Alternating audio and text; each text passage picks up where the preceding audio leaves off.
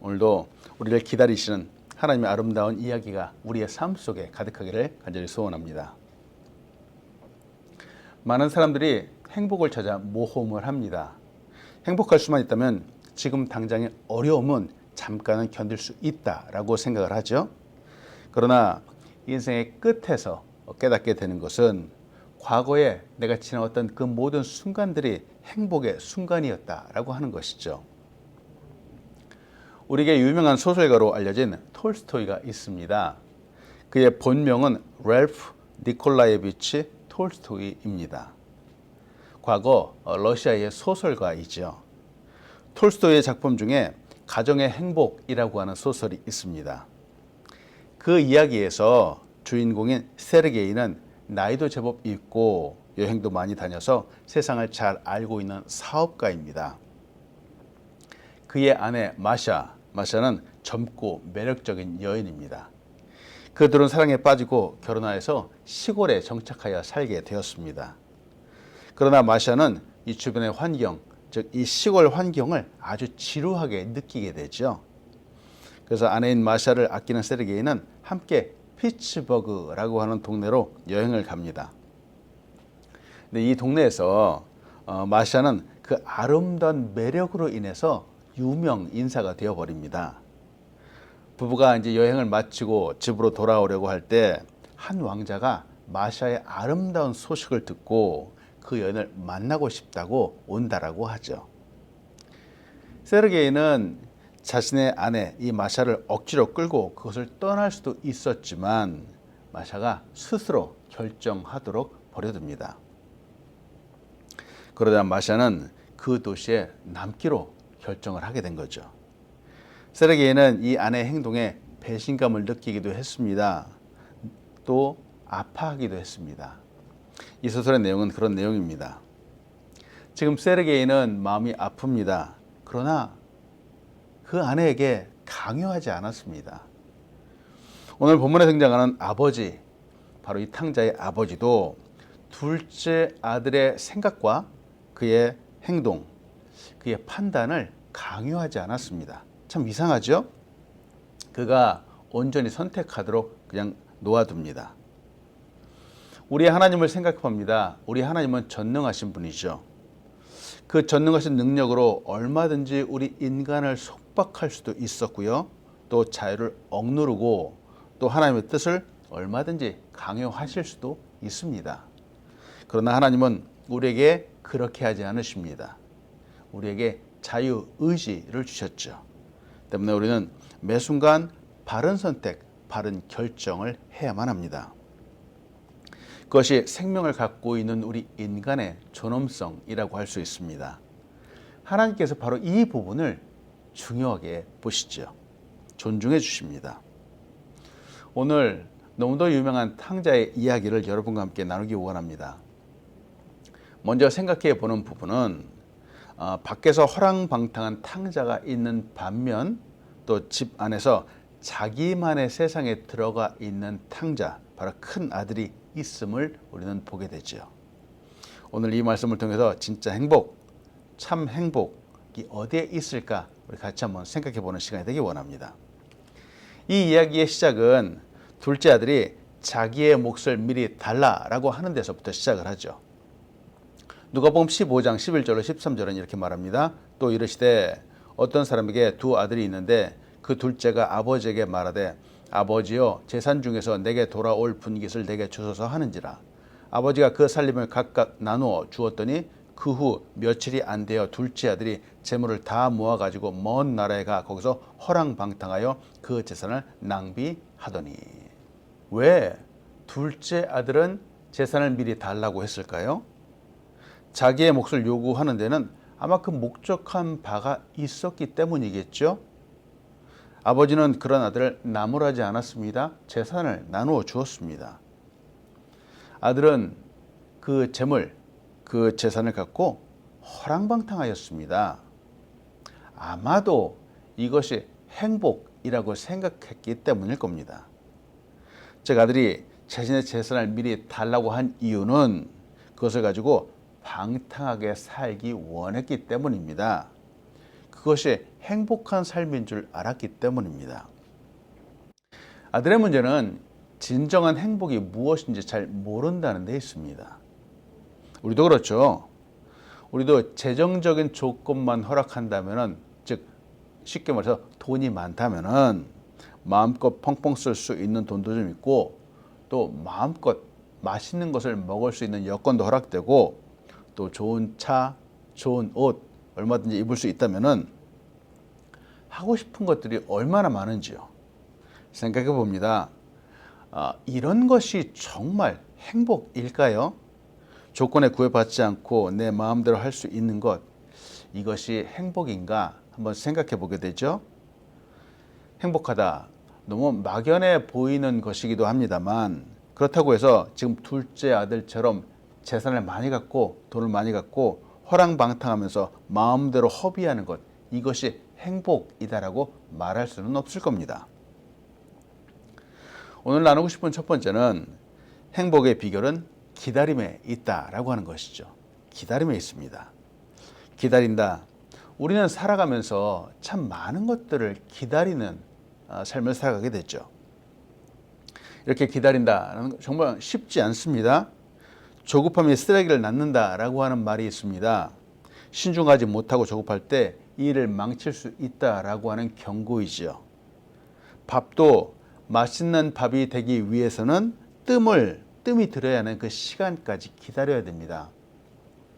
아직 익지도 않은 밥솥 뚜껑을 열면은 그 설익은 밥을 먹을 수 없습니다. 탕자의 문제는 조급함에 있었습니다. 아직 아버지가 살아계시죠. 그런데 그 재산을 미리 달라고 하는 겁니다. 유대 사회에서 이런 경우에는 돌을 맞아 죽을 수 있습니다. 유대 사회에서 재산의 분배는 대부분 아버지가 임종하실 때 이루어집니다. 이 둘째 아들은 아직 기다리는 법을 배우지 못했습니다. 우리가 잘 알고 있는 고린도전서 13장, 바로 사랑장에서 말하는 진실한 사랑은 오래 참는 데에 있습니다. 참아내는 것뿐만 아니라 또한 고린도전서 13장 7절은 이렇게 말하죠. 모든 것을 참으며 모든 것을 믿으며 모든 것을 바라며 모든 것을 견디느니라 라고 말합니다. 사랑도 참아 주어야 되고 또 기다려 주어야 됩니다. 견딜 줄 알아야 됩니다. 그래야지 진실하고 아름다운 사랑으로 익어가게 되는 것이죠. 기다릴 줄 모른다면은 겉모습만 보고 있다가 나중에는 큰 실망을 하게 되죠. 마시멜로 이야기를 쓴 저자 호야킴 데 포테사는 그 책에서 아이들의 인내심에 대해서 말합니다. 즉 기다림에 대해서 말하고 있습니다. 달콤한 마시멜로를 아이에게 주는 겁니다. 근데 한 가지 조건이 있죠. 당장 먹지 않고 잠깐만 기다리면 2개를 주겠다라고 약속을 하는 겁니다. 이때 참고 기다리고 있다가 정말로 2개를 먹는 아이가 있는 반면 그 짧은 시간에 기다리지 못하고 자기 손에 있는 것을 먹어버리는 아이도 있습니다. 통계를 보니까 어린 시절부터 이렇게 참고 기다릴 줄 아는 아이가 나중에 어른이 되어서 더 크게 성공을 하고 더 많은 행복감을 느끼게 되는 그런 확률이 높다라고 하는 겁니다. 지금 당장 눈앞에 있는 것만을 급하게 찾지 마십시오. 때로는 기다리는 것도 필요합니다. 참 행복은 때가 되었을 때 얻게 되는 것이죠. 두 번째로 여러분과 나누고 싶은 것은 행복의 비결은 절제함에 있습니다. 그렇죠. 절제한다. 정말 중요하죠. 오늘 본 말씀 누가복음 15장 14절로 16절은 이렇게 말합니다. 다 없앤 후 그 나라에 크게 흉년이 들어 그가 비로소 궁핍한지라 가서 그 나라 백성 중 한 사람에게 붙여 사니 그가 그를 들로 보내어 돼지를 치게 하는데 그가 돼지 먹는 쥐염 열매로 배를 채우고자 하되 주는 자가 없는지라. 우리는 자유와 방종을 구분할 수 있어야 되겠습니다. 많은 사람들이 방종이 마치 자유인 것처럼 착각하고 살아갑니다. 탕자도 그런 것 같습니다. 아버지를 떠나서 자기 마음대로 살면은 그것이 자유라고 생각한 것이죠. 그것이 행복이라고 생각한 것 같습니다. 자기 마음대로 산다고 행복할까요? 그렇지 않습니다. 우리에게는 질서라고 하는 일정한 선이 있습니다. 우리가 참 자유를 누릴 때는 바로 이 선을 지킬 때입니다. 때로는 내 마음대로 되지 않아야지 됩니다. 그래야지 나도 안전하고 상대방도 안전합니다. 즉 질서를 따라 살아야지 모두가 행복하다라고 하는 것이죠. 그 선을 따라서 절제할 수 있어야 됩니다. 탕자는 아직까지는 아버지와 함께 있어야 되죠. 그 안에 있어야 됩니다. 그 선을 지킬 줄 알아야 되고 또 절제도 할 줄 알아야 됐습니다. 그 안에서 주는 참 자유 가운데 아직은 거할 수 있어야 됐죠. 밖으로 나간다, 그 선을 넘는다. 행복할 줄 알았지만 그것은 행복하지 않았고 그 결과는 비참했습니다. 우리에게는 가장 가까이 가족이라고 하는 선이 있습니다. 또 교회 공동체라고 하는 테두리가 있습니다. 믿는 사람들이 교회를 떠나서 자유롭게 살아보겠다라고 하지만 정말 행복할 수 없습니다. 우리의 믿음도 지킬 수 없을 뿐만 아니라 결국은 우리의 삶도 무너지게 되죠. 믿음 안에서 주 안에서 아버지 안에서 절제하며 살아가는 것, 선을 지키며 살아가는 것, 이것이 바로 참된 행복의 비결입니다. 세 번째로 같이 나누고 싶은 것은 행복의 비결은 가까운 곳에 있습니다. 먼 곳에 있지 않습니다. 바로 가까운 곳에 있습니다. 오늘 본 말씀 누가복음 15장 17절로 20절 상반절은 이렇게 말합니다. 이에 스스로 돌이켜 이르되 내 아버지에게는 양식이 풍족한 품꾼이 얼마나 많은가. 나는 여기서 줄여 죽는구나. 내가 일어나 아버지께 가서 이르기를 아버지 내가 하늘과 아버지께 죄를 지었사오니 지금부터는 아버지의 아들의 일컬음을 감당하지 못하겠나이다. 나를 품꾼의 하나로 보소서 하리라고. 이에 일어나서 아버지께로 돌아가니라. 아들의 착각은 행복이 먼 곳에 있다라고 생각한 것이죠. 그래서 먼 나라에 갔습니다. 그리고 나서 지금은 엄청 후회를 하고 있습니다. 여러분, 행복은 가까운 곳에 있습니다. 저 먼 곳에 무지개를 찾으려고 잡으려고 가보지만 무지개를 찾을 수도 없을 뿐만 아니라 잡을 수도 없습니다. 행복이 가까이 있다는 것을 빨리 깨닫는 것이 중요합니다. 그래야지 낭비하지 않죠. 시간도 힘도 인생도 낭비하지 않을 수 있습니다. 저 먼 곳에 있는 사람과 나를 비교하지 마십시오. 저 먼 곳에 있는 사람이 나보다 잘나 보인다라고 그렇게 착각하지 마십시오. 저 옆에 있는 사람과 나의 아내 또 나의 남편을 비교하지 않는 겁니다. 비교하는 순간 비참해지거나 교만해질 수밖에 없습니다. 내가 저 사람보다 못하게 된다면 나의 인생은 그만큼도 못하는 인생처럼 보이기 때문에 비참해지게 되죠. 또 내가 저 사람보다 조금이라도 잘나 보이는 것처럼 생각하게 된다면 그 순간서부터 나의 목이 뻣뻣해집니다. 교만해지게 되는 거죠. 저들의 삶과 나의 삶을 비교하지 않습니다. 우리의 삶을 비교하지 않습니다. 마찬가지로 나의 교회와 저 교회를 또한 비교하지 않습니다. 다만 어제의 나와 오늘의 나를 비교하는 것이죠. 더욱 발전하며 행복을 추구하는 나의 모습을 보는 겁니다. 오늘도 나와 함께 있는 사람들과 함께 행복하십시오. 나의 건강과 나의 하는 일로 먼저 행복하시길 소원합니다. 네 번째로 나누고 싶은 것은 행복의 비결은 청지기의 정신을 갖는 것에 있습니다. 청지기의 정신. 아버지가 분깃을 나누어 주었습니다. 그러나 규례상 아직까지는 아들의 것이 될 수 없었습니다. 아버지가 임종해야만 법적으로 온전히 자신의 것이라고 주장할 수 있습니다. 근데 아버지는 나누어 주었죠. 아직은 아버지의 것을 맡긴 것이라고도 할 수 있습니다. 이때 잘 관리하는 것이 필요합니다. 나의 손에 있다고 내 것이라고 착각하면 안 됩니다. 하나님께서 나에게 주신 것이 있습니다. 그것이 물질일 수도 있고 재능과 은사일 수도 있습니다. 또 섬기라고 주신 교회나 또 기관일 수도 있습니다. 단체일 수도 있겠습니다. 이런 것들이 나에게 주어질 때 마음대로 하라고 주어지는 것은 아닐 겁니다. 그들을 잘 관리하고 키우고 성장시키는 책임이 있습니다. 탕자가 그 물질을 받았지만 그에게 맡겨진 것이라고 생각했다면, 그래서 청지기 같이 그 물질을 더 잘 관리했다면, 그래서 부풀렸다면, 키웠다면 이야기는 완전히 달라졌을 겁니다. 우리에게는 물질도 주어지고 또 시간도 주어지고 더군다나 우리와 함께한 사람들도 주어졌습니다. 마음대로 쓰라고 함부로 하라고 주어진 것이 아니죠. 청지기처럼 잘 가꾸어야 되겠습니다. 다섯 번째로 여러분과 나누고 싶은 것은 행복의 비결은 욕망을 다스리는 데에 있습니다. 앞에서 보았던 절제와 비슷합니다. 누가복음 15장 30절입니다. 아버지의 살림을 창녀들과 함께 삼켜버린 이 아들이 돌아오매 이를 위해 살찐 송아지를 잡으셨나이다. 과유불급이라고 하는 사자성어가 있습니다. 지나친 것이 모자란 것과 같다라고 하는 겁니다. 다르지 않다라고 하는 뜻이죠. 모든 것이 너무 지나치게 되면은 행복하지 않습니다. 술은 마시지 말아야 됩니다. 근데 술도 과하게 마시다가 보면 결국은 알코올 중독이 되죠.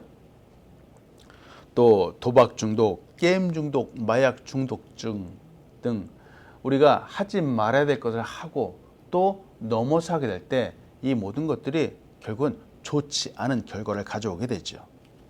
처음부터 아예 시작도 하지 말아야 됩니다. 선을 넘어버렸을 때 바로 문제가 되어버립니다. 이 모든 것은 사실은 하지 않은 것만 못할 수도 있습니다. 우리가 나름대로 행복을 추구한다라고 합니다. 근데 결국은 우리 나름대로 추구했던 그것이 행복이 아니라 불행이 되어 나타나게 되는 거죠. 행복의 비결은 욕망, 방탕하고자 하는 그 욕망을 바로 다스리는 데에 있습니다. 절제하는 것인데, 즉 다른 말로 하면 거룩함을 추구하는 데에 있습니다. 탕자는 거룩함이 아니라 방탕함을 추구했습니다. 바로 욕망을 따라 살았다라고 할 수 있죠. 그는 행복할 것 같았지만 행복하지 않았습니다. 자신의 것을 다 잃어버리고 나니까 그제서야 깨닫게 되는 것이죠. 저 사람들이 나에게 행복을 주는 것이 아니라 아버지가 얼마나 좋은지를 이제 생각하게 되는 겁니다. 여러분, 세상은 우리를 미혹합니다. 큰 꿈을 꾸며 돈으로 쉽게 이루라 라고 말하죠. 그러나 그들은 진정한 행복을 줄 수 없습니다. 하나님과 함께 거하십시오. 하나님과 함께 할 때 우리는 참 행복을 누릴 수 있습니다.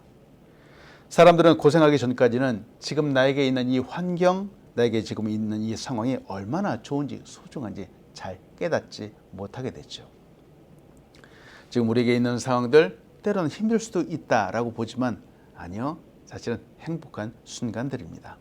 오늘도 주 안에서 행복하게 간절히 소원합니다. 끝으로 여섯 번째 나누고 싶은 것은 행복의 비결은 잘 누릴 줄 아는 것에 있습니다. 누리는 것, 여러분 누리는 것도 행복이죠. 오늘 본 말씀 누가복음 15장 28절로 29절은 이렇게 말합니다. 그가 노하여 들어가고자 하지 아니하거늘 아버지가 나와서 권한데 아버지께 대답하여 이르되 내가 여러 해 아버지를 섬겨 명을 어김이 없거늘 내게는 염소 새끼라도 주어 나와 내 벗으로 즐기게 하신 일이 없더니. 지금 이 비유의 끝에 등장하는 인물이 있습니다. 바로 큰아들입니다. 사실은 이 큰아들도 탕자입니다. 이 큰아들은 율법주의자입니다. 아버지는 그에게 일만 하라 라고 그렇게 말씀하지 않으셨습니다. 도리어 누리라 라고 하셨죠. 더군다나 그에게는 동생에 대한 사랑도 없습니다. 큰아들은 사랑을 받을 줄도 모르고 또 사랑을 줄 줄도 모르는 사람입니다. 그는 스스로 자기 스스로 법을 만들고 그 법에 매여서 사는 것 같아 보입니다. 법대로 사는 사람은 그 안에 사랑이 없습니다. 그래서 정죄하게 되죠. 아버지는 다 나의 것이 너의 것이다 라고 이렇게 말씀을 하시죠. 오늘 이 탕자의 비유에서 큰아들은 앞에서 보았던 바리새인과 서기관들을 생각하게 됩니다. 그들을 말하죠. 그렇습니다. 하나님께서 말씀을 주셨는데 이 말씀은 무조건 일만 하라라고 하는 말씀이 아닙니다. 누르지 말라라고 하고 엄격하라라고 주신 말씀이 아닙니다. 이미 그 특권을 누리고 있음에도 그것이 특권인 줄 모른다라고 하는 것이 바로 문제이죠. 하나님께서 말씀을 주신 이유는 그 안에 담겨있는 하나님의 진정한 사랑을 보라라고 하신 것이죠. 근데 그들은 보지 못했습니다. 용서도 할 줄 몰랐고 사랑도 할 줄 몰랐습니다. 참 사랑, 아버지의 사랑을 몰랐기 때문입니다. 오늘 이 말씀을 통해서 우리의 삶 가운데 우리의 삶을 한번 돌아보는 시간이 되면 좋겠습니다. 진정한 행복이 무엇일까? 참 사랑이 무엇일까? 한번 보면 좋겠습니다. 오늘도 이 말씀 가운데 승리하는 우리가 되길 간절히 소원합니다. 아멘. 기도하겠습니다. 하나님 감사합니다. 오늘도 우리 귀한 말씀을 통해서 우리의 삶을, 우리의 인생을 다시 한번 조명하게 하시며 감사함을 드립니다. 하나님, 내게 준 이 귀한 사랑과 이 행복으로 아버지 오늘도 행복하게 살아갈 수 있도록 인도하여 주시옵소서. 먼데 있지 않습니다. 하나님, 때로는 절제하는 것들이 아버지 속박이 아님을 우리는 다시 한번 보아야 되겠습니다. 하나님, 이 안에서 주님께서 정해진 아름다운 테두리 안에서 참 자유를 누리며 행복을 누리며 하나님께 영광 올려드리는 삶을 살아갈 수 있도록 인도하여 주시옵소서. 오늘도 우리 귀한 아우름 교회가 건강하고 부흥하는 교회로 하나님 축복하여 주시옵소서. 오늘도 우리 가정마다 하늘의 놀라운 은혜와 역사를 가득히 부어 주시옵소서. 감사합니다. 예수님의 이름으로 기도합니다. 아멘.